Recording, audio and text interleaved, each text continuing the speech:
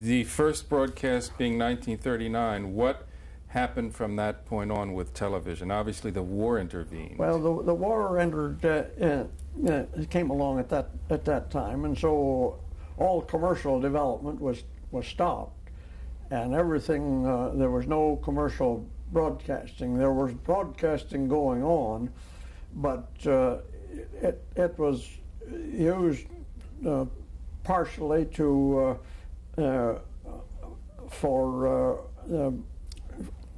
for things involved with the war. Although locally there was not much that could be done. It was used for such things as training air raid wardens and things like that.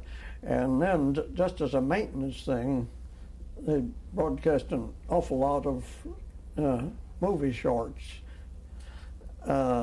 But in the background, then there was a lot of electronic development going along for the war effort itself.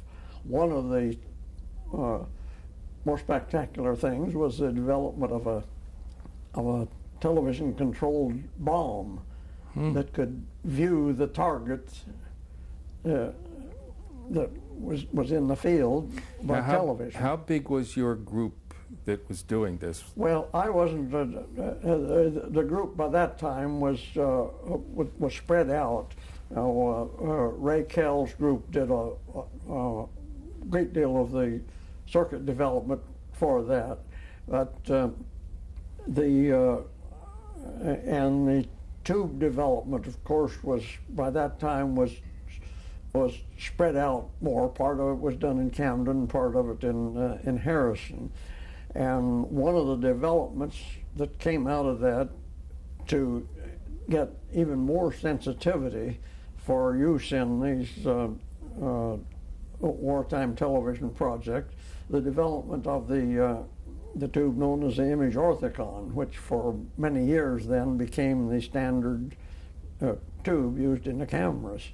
Was that developed again with the group that you were with? No, not the group by then had expanded and dispersed. There was some of it still going on in Camden. Of course, about the time the war started was when this laboratory here was built. And you came here then with Dr. Schwerken? Yes, right. And a fairly large group was established to carry on this advanced research under government sponsorship. Mm-hmm. Well, when did all of you get back into pure television research? Well, as soon as the war was over. Mm-hmm.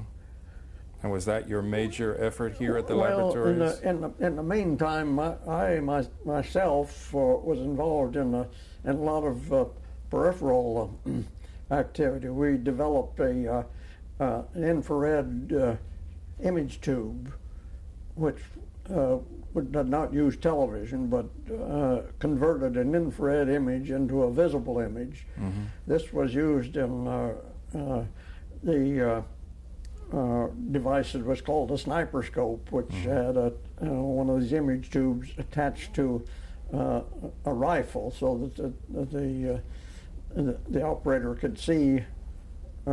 And of course, it had to have an infrared light source, but the operator could see in that means in total darkness. Mm-hmm. So in effect, all of the work that you did in the 1930s in television prepared you very well in your group to work all in that this. background came in these other projects. After the war, did you go back into television research here? I continued on some types of television research, but I didn't continue on the development of the actual pickup tubes. I went into more systems development, and particularly involving television, which we thought was its original use was for scientific and industrial purposes. It was called for a better name during those days as industrial television. And in these post-war years, how much involved in all of this was General Sarnoff? Oh, of course, he was very much involved. Mm-hmm. From his seat up in New York. Of course, he could no longer keep track of all of the details of what went on in the various laboratories. But did he come down to this laboratory often? Yes, quite often. And he had a great personal interest in this laboratory. What were some of the other things that you were working on after the war here? Your group. Shortly after the war was over, in the 50s sometime, the transistor came along, which was initially developed by Bell Labs. But it was obvious the advantage of having transistors in television cameras, and particularly for portable equipment. Mm-hmm. So we had several projects in our laboratory developing prototype cameras to demonstrate that it was technically feasible to make such a camera.